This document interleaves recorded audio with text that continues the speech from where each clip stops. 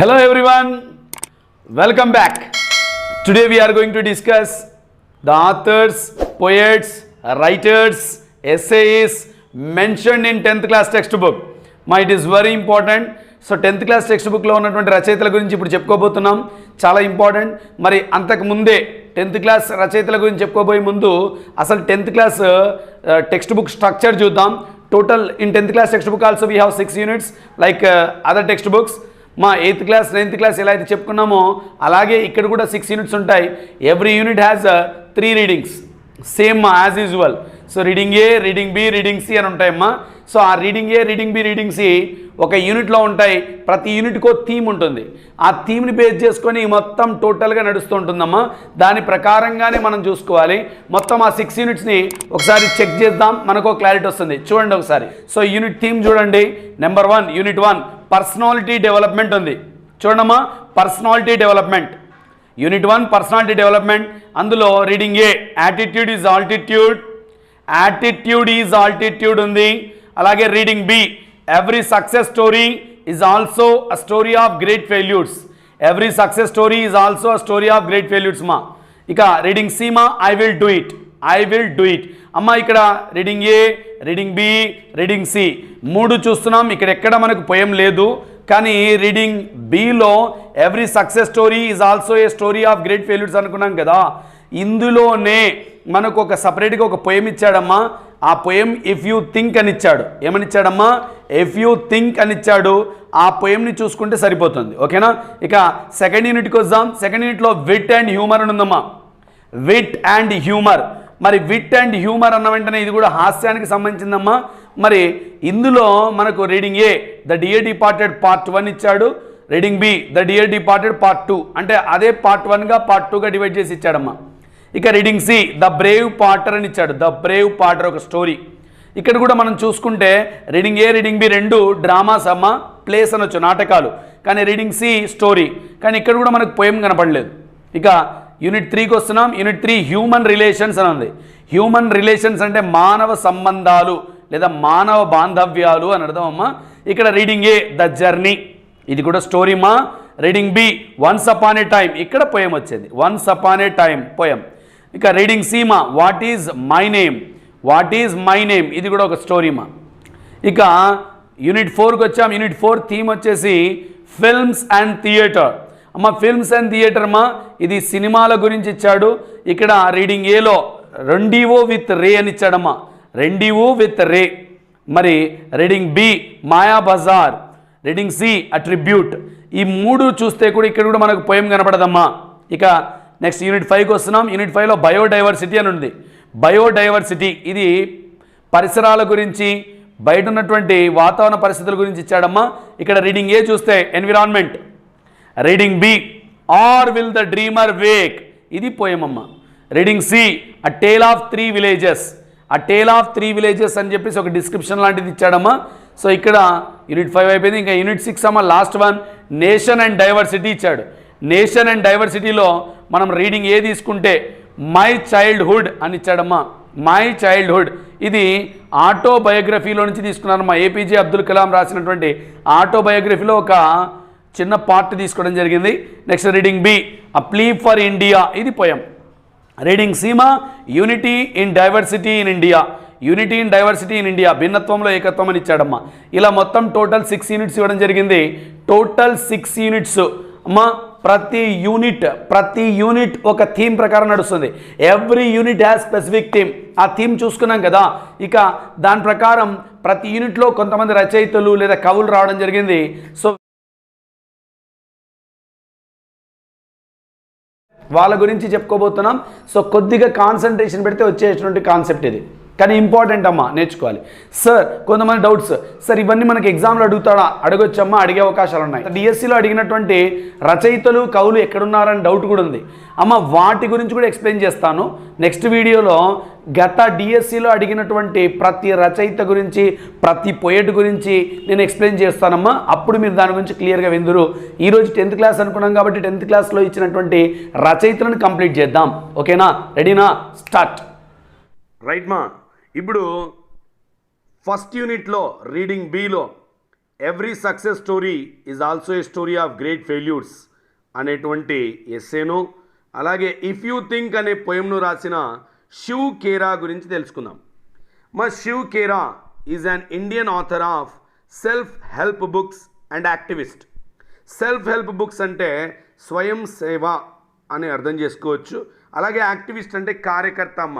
అంటే శివ్ ఖేరా ఒక Indian author అంటే మన భారతీయ రచయిత ఆయన సెల్ఫ్ హెల్ప్ బుక్స్ రాశాడు ఎక్కువగా.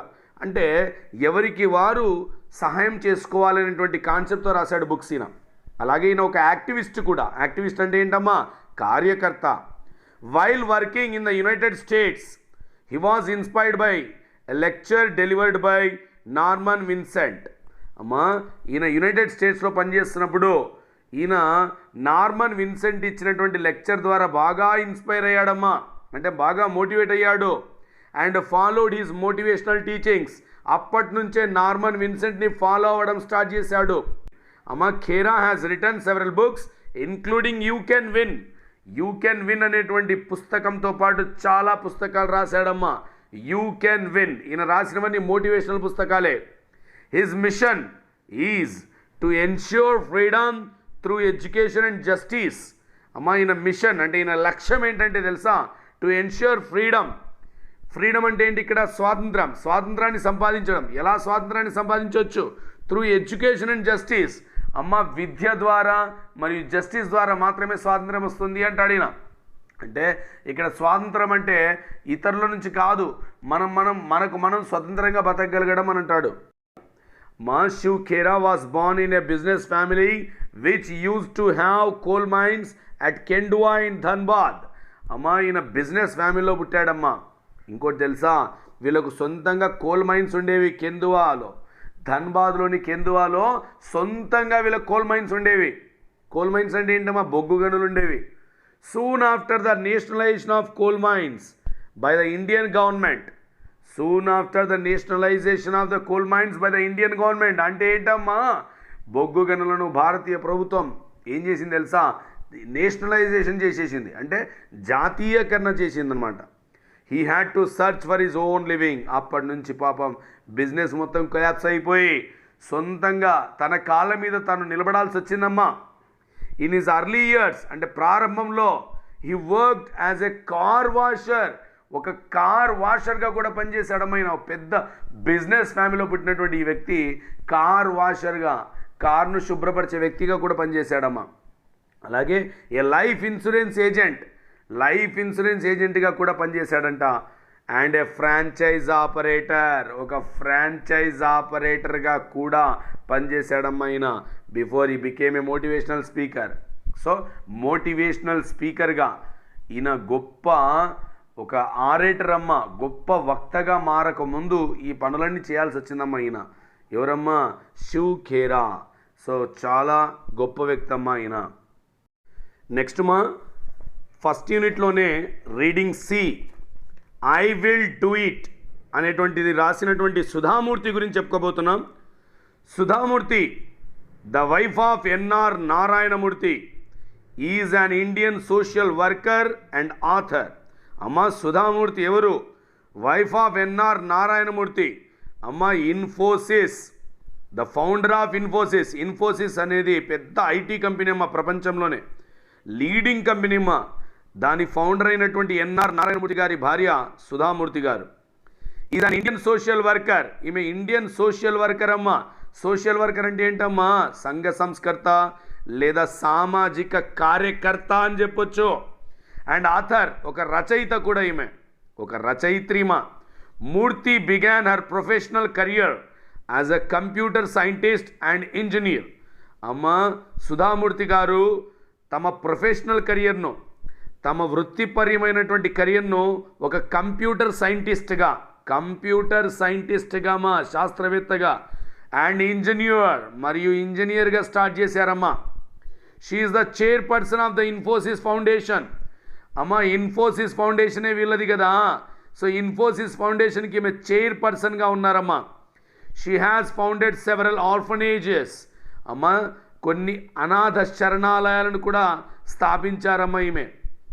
Participated in rural development efforts. Rural development efforts అంటే గ్రామీణ అభివృద్ధి కార్యక్రమాల్లో కూడా పాలు పంచుకున్నారమ్మా. Supported the movement to provide all Karnataka government schools with computer and library facilities. చూడమ్మా ఎంత గొప్ప వాళ్ళు. ఒక మూమెంట్ ఉంది, ఉద్యమం. ఏంటా ఉద్యమం? కర్ణాటక గవర్నమెంట్ స్కూల్స్ అన్నిటికీ కంప్యూటర్ని లైబ్రరీ ఫెసిలిటీస్ని ఇవ్వాలనేటువంటి మూమెంట్కు ఈమె సపోర్ట్ చేశారమ్మా. And established the Murthy classical library of India at Harvard university. Harvard యూనివర్సిటీలో మా మూర్తి క్లాసికల్ లైబ్రరీ ఆఫ్ ఇండియాను స్థాపించారమ్మా ఈమె. Murthy also teachers computer science. ఈమె ఒక టీచర్గా కంప్యూటర్ సైన్స్ని టీచ్ చేయడం చాలా ఇష్టపడతారమ్మా. She composed a fiction. Fiction అంటే ఏంటమ్మా? కల్పితం. She composed a fiction dollar sows. Dollar sows అనే ఒక ఫిక్షన్ను రాశారమ్మా. The present story is a selection from one of her most successful stories, how I taught my grand mother to read and other stories. అమ్మా ఈ present story ఏదైతే ఉందో I will do it అనేది, ఇది ఈమె రాసినటువంటి గొప్పగా అలాగే విజయవంతమైనటువంటి ఒక సంకలనం ఉందమ్మా. How I taught my grand mother to read and other stories అనే సంకలనం నుంచి తీసుకోవడం జరిగిందమ్మా. సో ఇది సుధామూర్తి గురించినటువంటి విషయం అమ్మా. రైట్, నెక్స్ట్ మా సెకండ్ యూనిట్లో రీడింగ్ ఏ రీడింగ్ బి రెండు కూడా వన్ యాక్ట్ ప్లేస్ అమ్మా. ఈ వన్ యాక్ట్ ప్లేని ఏం చేశాడమ్మా అంటే పార్ట్ 1గా పార్ట్ 2గా డివైడ్ చేశారు. అది the dear departed 1, the dear departed 2. దీన్ని రాసింది విలియం స్టాన్లీ హాటన్. ఎవరమ్మా? William Stanley Houghton. ఈయన రాశాడమ్మా, విలియం స్టాన్లీ హాటన్ రాశాడు దీన్ని. సో ఈయన గురించి చెప్పుకోబోతున్నాం. William Stanley Houghton was born in 1881 and died in 1913. అమ్మా ఈయన బర్త్ మా 1881, death 1913. He was a famous English dramatist. He was a famous English dramatist అమ్మా. డ్రామాటిస్ట్ అంటే నాటకకర్త, అంటే నాటకాలను రచించేవాడు. He was one of the best of a group of realistic playwrights. he was one of the best of a group of realistic playwrights. Realistic అంటే వాస్తవాలను చక్కగా కళ్ళకు కట్టినట్టు చూపించగలిగేటువంటి నాటకకర్త ఆయన. అలాంటి గ్రూప్కి చెందినటువంటి వ్యక్తమ్మ. So realistic playwrights often called the Manchester school. ఆ గ్రూప్ ఏదైతే రియలిస్టిక్గా రాయగలుగుతుందో ఆ గ్రూప్ని మాంచెస్టర్ స్కూల్ అంటారమ్మా. ఆ మాంచెస్టర్ స్కూల్ నుంచి వచ్చినటువంటి వ్యక్తే William Stanley Houghton. In every play, he sought to present an idea. In every play, he sought to present an idea. ప్రతి ప్లేలో ఇతను ఏదో ఒక ఐడియాను ప్రజెంట్ చేస్తాడమ్మా. అంటే ప్రజెంట్ చేస్తాడంటే వ్యక్తీకరిస్తాడు లేదా తీసుకొస్తాడు అని అర్థం. సో ఐడియా అంటే ఒక భావాన్ని. He had a remarkable gift for dialogue. He had a remarkable gift for a dialogue that is evident in the Dear Departed. అమ్మ ఈయనకు డైలాగ్ రాయడంలో చక్కని అనుభవం ఉందమ్మా. అంటే ఎక్సలెంట్ డైలాగ్స్ రాస్తాడు. డైలాగ్స్ ద్వారానే కథను వ్యక్తీకరించగలిగేటువంటి వ్యక్తి అమ్మ ఆయన. సో అది మనకు ద డియర్ డిపార్టెడ్లో చక్కగా కనబడుతోంది. The dear departed was first produced in Manchester in 1908. Dear departed అనే నాటకాన్ని ఫస్ట్ ఈయన మాంచెస్టర్లోనే 1908లో ప్రొడ్యూస్ చేశాడమ్మా. Here Houghton satirises the degradation of moral values in the British middle class. అమ్మ ద డియర్ డిపార్టెడ్లో ఈయన మిడిల్ క్లాస్ అంటే బ్రిటిష్ మిడిల్ క్లాస్ అమ్మ, బ్రిటిష్ మధ్యతరగతి ప్రజలలో పడిపోతున్నటువంటి నైతిక విలువలను వ్యంగ్యంగా చిత్రీకరించాడమ్మా. ఇది మనకు విలియం స్టాన్లీ హాటన్ గురించినటువంటి విషయం అమ్మ. నెక్స్ట్ మా సెకండ్ యూనిట్లోనే రీడింగ్ సి తీసుకుందాం. Reading see the brave Potter. The brave potter అని ఉందమ్మా. ఈ బ్రేవ్ పాటర్ని రాసింది మార్గరెట్ సీక్. సో ఈయన గురించి తెలుసుకుందాం. Margaret seek was a great story teller. Great story teller అమ్మ గుర్తుపెట్టుకోండి. ఈయన స్టోరీ టెల్లర్ అంటే కథలు చెప్తాడు, అంటే సొంతం కథలు కాదు, మొత్తాన్ని కథ చెప్తాడు అని అర్థం. He was very much interested in telling folk and mythological stories of Asia. అమ్మ he was very much interested, అతనికి చాలా ఆసక్తి అమ్మ ఇన్ టెల్లింగ్ ఫోక్. ఫోక్ అంటే ఏంటమ్మా? ఫోక్ అంటాం జానపదాలు. And mythological stories of Asia. Mythological అంటే పౌరాణికాలు. మా పౌరాణికాలు జానపదాలు తెలపాలంటే నాకు చాలా ఇంట్రెస్ట్ అమ్మా. స్పెషల్గా ఆసియాకు చెందినటువంటి పౌరాణికాలు జానపదాలు ఎక్కువగా చెప్తుంటాడమ్మా ఆయన. He travelled across many Asian countries and collected interesting short stories from various countries and published them in English. అమ్మా ఏషియన్ కంట్రీస్ అన్నీ ట్రావెల్ చేసి వివిధ రకాల జానపదాలను అలాగే పౌరాణికాలను కలెక్ట్ చేసుకొని వాటిని ఇంగ్లీష్లో ట్రాన్స్లేట్ చేసి పబ్లిష్ చేశాడమ్మా. He translated many famous Indian folk stories into English. అలాగే ఏషియా కంట్రీస్లో ఒకటైన ఇండియాలో కూడా బాగా ట్రావెల్ చేసి మన భారత జానపదాలను కూడా ఇంగ్లీష్లో ట్రాన్స్లేట్ చేశాడమ్మా. The present short story the brave potter is a very popular Telugu one collected by him from India. ఇప్పుడు ప్రజెంట్ స్టోరీ ఏదైతే ద బ్రేవ్ పాటర్ అని ఉందో ఇది కూడా మన ఏషియాకు చెందిన మన భారతదేశానికి చెందిన మన తెలుగు స్టోరీ మా ద బ్రేవ్ పాటర్. దీన్ని ఇంగ్లీష్లో ట్రాన్స్లేట్ చేసి పబ్లిష్ చేశాడమ్మా ఈయన.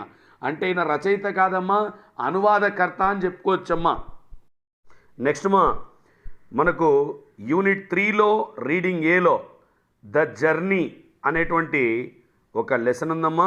దాన్ని రాసింది ఏషీ దోర్జీ తోంగ్చి. సో దాన్ని రాసింది ఒరిజినల్ రైటర్మా ఏషీ దోర్జీ తోంగ్చి. బట్ దీన్ని ఇంగ్లీష్లో ట్రాన్స్లేట్ చేసింది మాత్రం డిపి నాథ్ వాళ్ళమ్మ. ఏషీ దోర్జీ తోంగ్చి గురించి 1952 ఎప్పుడు పుట్టారు? Prominent name in Assamese literature. Prominent name అంటే ప్రఖ్యాతమైన పేరుగాంచడమైన అస్సామీస్ లిటరేచర్ అంటే అస్సామీ సాహిత్యంలో ఈయన పేరు చాలా గొప్పగా ఉందమ్మా. Though he grew up in poverty, he studied well and entered Arunachal Pradesh civil service and was later elevated to the Indian administrative service.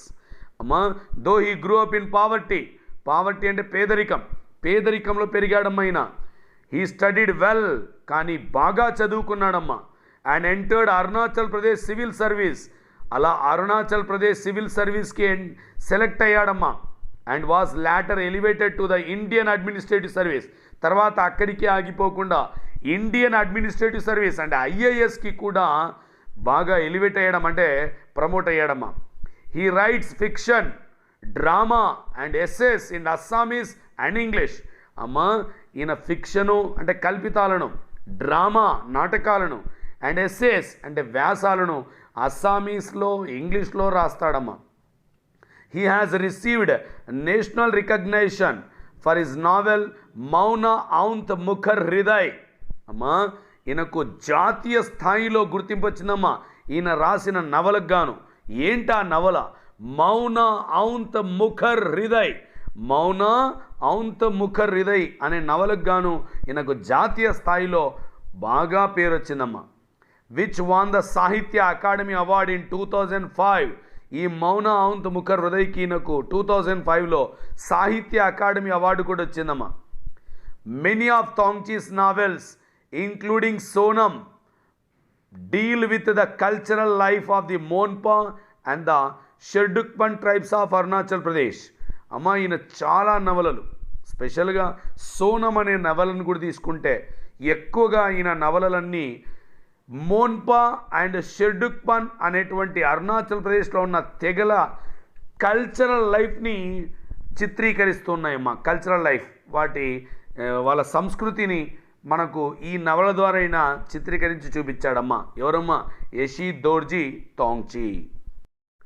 Right మా. Next unit 3లోనే రీడింగ్ బి తీసుకుంటే మనకు పోయం ఉందమ్మా once upon a time.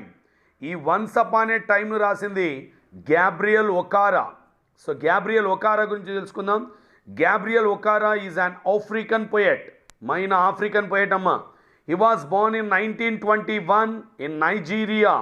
So నైజీరియాలో 1921లో జన్మించారమ్మా ఆయన. He was educated at government college ఉము అహియాలో గవర్నమెంట్ కాలేజ్లో చదువుకున్నాడమ్మా ఆయన. His parents were not rich. ఈయన పేరెంట్స్ రిచ్ కాదమ్మా, అంటే పేదవాళ్ళు. He worked as a book binder and later as an information officer at Enugu. అమ్మ స్టార్టింగ్లో బుక్ బైండర్గా పనిచేశాడు. తర్వాత ఎనుగు ప్రాంతంలో ఈయన ఇన్ఫర్మేషన్ ఆఫీసర్గా కూడా పనిచేశాడు. He also wrote plays and features for broadcasting and became a poet of outstanding ability. అమ్మా ఈయన కొన్ని నాటకాలు రాశాడు, అలాగే బ్రాడ్కాస్టింగ్లో పనిచేశాడు, అలాగే అవుట్స్టాండింగ్ ఎబిలిటీ కలిగిన పోయెట్గా అవతరించాడు. His poems appeared regularly in Black Orpheus. Black Orpheus అనే ఒక పత్రికలో రెగ్యులర్గా ఈయన పోయమ్స్ వచ్చేవమ్మా. He has also written a novel called Voice. ఈయన వాయిస్ అనే ఒక నవలను కూడా రచించాడమ్మా. సో ఇది గ్యాబ్రియల్ ఒకారా గురించినటువంటి ఇన్ఫర్మేషన్ అమ్మా. నెక్స్ట్ మా సేమ్ యూనిట్ 3లోనే reading C, what is my name అనే స్టోరీ ఉందమ్మా. ఈ స్టోరీని రాసింది పి సత్యవతి. మా P Satyavati original writer, but దీన్ని ట్రాన్స్లేట్ చేసింది ఇంగ్లీష్లో వాద్రేవు విజయలక్ష్మి అండ్ రంగారావు. ఈ పేర్లు గుర్తుపెట్టుకున్నామా, Vadrevu Vijayalakshmi and Rangarao. Shrimati P Satyavati is one of those writers who have brought feminism to the peak in Telugu literature. అమ్మా సత్యవతి గారి పేరు విన్నట్టు మనం చెప్పాల్సింది ఏంటమ్మా అంటే, ఈమె ఫెమినిజంను అంటే స్త్రీవాదాన్ని to the peak in Telugu literature, Telugu సాహిత్యంలో శిఖరమంత ఎత్తుకు తీసుకెళ్ళినటువంటి వ్యక్తులలో ఈమె ఒకరమ్మా.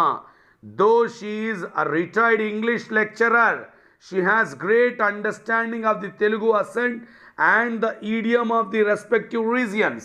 అమ్మా ఈమె ఒక ఇంగ్లీష్ లెక్చరర్ అయినప్పటికీ తెలుగు మీద మంచి పట్టుందమ్మా ఈమెకు. She is adept in portraying human experience universally. అమ్మా ఈమె హ్యూమన్ ఎక్స్పీరియన్స్ను అంటే మానవ అనుభవాలను యూనివర్సల్గా అంటే అందరికీ అర్థమయ్యేలా చిత్రీకరించడంలో దిట్ట. The technique of appealing to the readers by weaving the story wonderfully with a philosophical touch and theological aspect is her forte. గుర్తుపెట్టుకోవాలమ్మా మళ్ళొకసారి.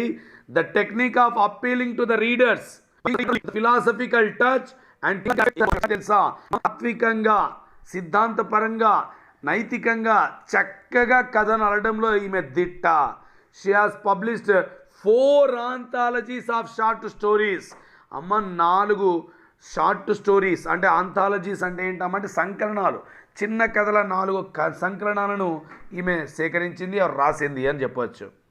5 నావెల్స్ అంటే అలాగే 5 నవలను రాసిందమ్మా. అండ్ కలెక్షన్ ఆఫ్ ఎస్సేస్, వ్యాసాలను కూడా రాశారమ్మా ఈమె. She has won a number of prestigious awards.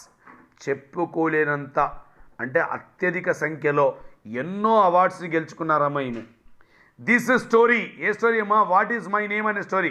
This story what is my name is originally published as Illalakagane Pandagavuna in Telugu in 1990. అమ్మా ఈ present what is my name అనే ఏదైతే స్టోరీ ఉందో ఇది ఒరిజినల్గా తెలుగులో ఇల్లలకగానే పండగవునా అని రాశారమ్మా ఈమె 1990లో. and has been translated into almost all the South Indian languages and Hindi. మొత్తం దక్షిణ భారతదేశ భాషలన్నిట్లో ట్రాన్స్లేట్ చేయబడిందమ్మా ఇది. అలాగే హిందీలో కూడా ట్రాన్స్లేట్ చేయబడిందమ్మా, మరి ఇంగ్లీష్లో కూడా ట్రాన్స్లేట్ చేయబడిందమ్మా. ఏదమ్మా, ఇల్లలకగానే పండగవునా. దీని ఇంగ్లీష్లో వాట్ ఈజ్ మై నేమ్ అని ట్రాన్స్లేట్ చేసిన వాళ్ళు వాద్రేవు విజయలక్ష్మి అండ్ రంగారావు. రైట్, మా నెక్స్ట్ యూనిట్ 5లో reading B, are will the dreamer wake. Are will the dreamer wake అనే పోయమమ్మా. ఈ పోయంని రాసింది ఎవరమ్మా, మెడోరా షోలియర్. అమ్మ మెడోరా షోలియర్ గురించి చెప్పుకుందాం. She is a 21st century poet, అంటే ప్రస్తుత కాలానికి చెందినటువంటి పోయట్ అమ్మ ఈమె. She is a well known writer of present day. Well known అంటే బాగా పేరుగాంచిన, ఫేమస్ అని అర్థం అమ్మ. She writes about contemporary themes. Contemporary అంటే ప్రస్తుత కాల థీమ్స్ని తీసుకుంటారా మేమే. In this poem or will the dreamer wake, she writes about how the animals would become extinct if they are not protected. ఈ పోయంలో ఆమె ఒకవేళ మనం యానిమల్స్ను అంటే జంతువులను పరిరక్షించుకోకపోతే అవి ఎలా అంతరించిపోతాయి అనే దాన్ని చాలా భావోద్వేగంతో వ్యక్తీకరించారమ్మా. ఎవరమ్మా, మెడోరా షోలియర్. నెక్స్ట్ మా 6th యూనిట్లో రీడింగ్ ఏ, మై చైల్డ్హుడ్ అనేటువంటి లెసన్ ఉందమ్మా. మరి మై చైల్డ్హుడ్ అనేది డాక్టర్ ఏపీజే అబ్దుల్ కలాం గారు రాసినటువంటి ద వింగ్స్ ఆఫ్ ఫైర్ అనే ఆటోబయోగ్రఫీ నుంచి తీసుకోవడం జరిగిందమ్మా.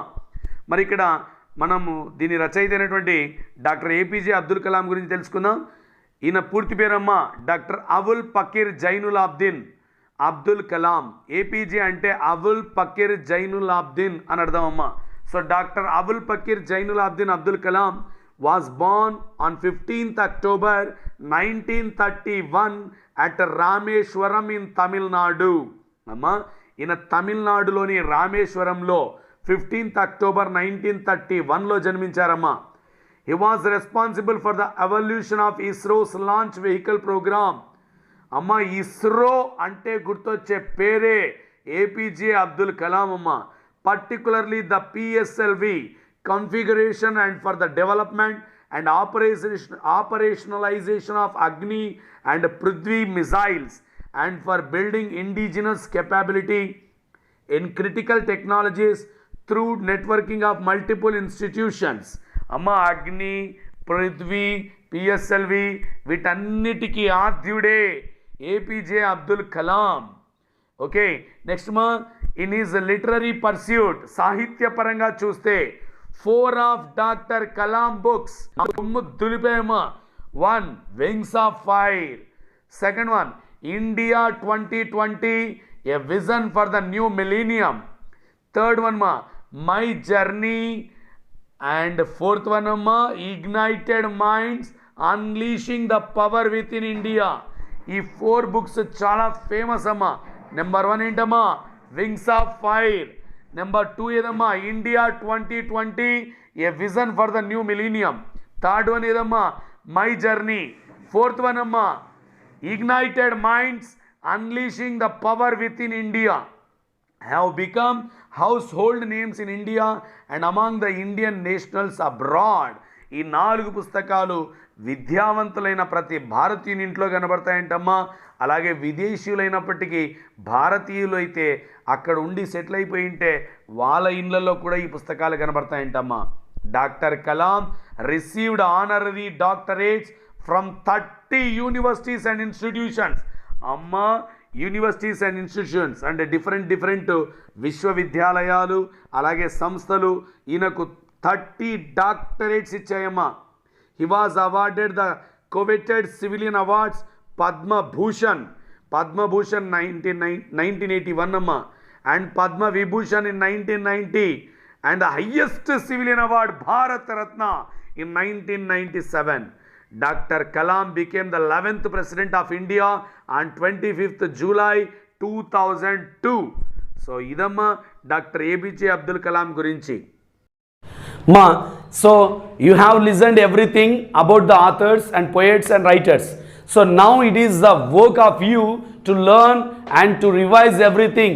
అమ్మా ఏదైతే విన్నారో దాని గురించి చక్కగా నేర్చుకోవాల్సినటువంటి పని మీది. సో నా పని అయిపోయిందమ్మా చెప్పడం వరకే. సో బాగా వినండి, బాగా నేర్చుకోండి. వీటికి సంబంధించిన ఎగ్జామ్స్ అన్ని టెలిగ్రామ్లో పెడతానని ముందే చెప్పాను కదా. సో టెలిగ్రామ్ ఛానల్ మనకు ఉంది. సో దాని లింక్ డిస్క్రిప్షన్లో ఇస్తున్నాను. మీరు ఆ లింక్ని క్లిక్ చేసి మన ఛానల్లో జాయిన్ కావచ్చు. సో దీనికి సంబంధించిన ఎగ్జామ్ కూడా ఇప్పుడు మనం దీంట్లో ఒక టైం టేబుల్ ప్రకారం పెట్టుకోవడం జరుగుతుందమ్మా. మనం డిఎస్సి అయ్యేంత వరకు కంటిన్యూగా ఈ ఛానల్ యూట్యూబ్ క్లాసెస్ రెండూ కవర్ అవుతుంటాయి. మరి యూట్యూబ్లో ఎక్కువగా చాలా వరకు నేను వొకాబులరీ మీద దృష్టి పెట్టానమ్మా. వొకాబులరీ అలాగే లిటరరీ టర్మ్స్ మీద దృష్టి పెట్టాను. ఏవైతే క్లాస్లో చెప్పడం కష్టంగా అనిపిస్తుందో, ఏవైతే క్లాస్లో మనము వాటిని అవాయిడ్ చేస్తామో వాటిని ఇక్కడ చెప్పేస్తే మీకు యూజ్ అవుతుంది. ఆ 5-6 మార్క్స్ ఏవైతే ఉన్నాయో అవి కూడా ఇక్కడ కవర్ చేసుకుంటారు. సో దానివల్ల మీకు జాబ్ అనేది పాయింట్ 1లో, పాయింట్ 2లో, హాఫ్ మార్క్లో, 1 మార్క్లో పోయింది అనేటువంటి కాన్సెప్ట్ లేకుండా చేద్దాం. అలాగే కాంప్రిహెన్షన్ ప్యాసేజ్ కూడా చెప్పడం జరుగుతుందమ్మా. మీరు రెగ్యులర్గా ఫాలో అవ్వండి, యూట్యూబ్ని ఫాలో అవ్వండి. Then at the same time మీరు టెలిగ్రామ్ని కూడా ఫాలో అవ్వండి. మనం కాంటాక్ట్లో ఉందాం, కనెక్షన్లో ఉందాం. లాస్ట్ వరకు కొనసాగితే మనకి ఇంగ్లీష్లో ఉన్నటువంటి భయం మొత్తం పోద్ది. ఇది అన్ని కాంపిటేటివ్ ఎగ్జామ్స్కి పనికొచ్చేటువంటి ఒక వేదిక. ఈ వేదికను మీరు కరెక్ట్గా వాడుకుంటే సూపర్ సక్సెస్ అవుతాం. రైట్? సో బాగా చదువుకోండి అమ్మా. All the best.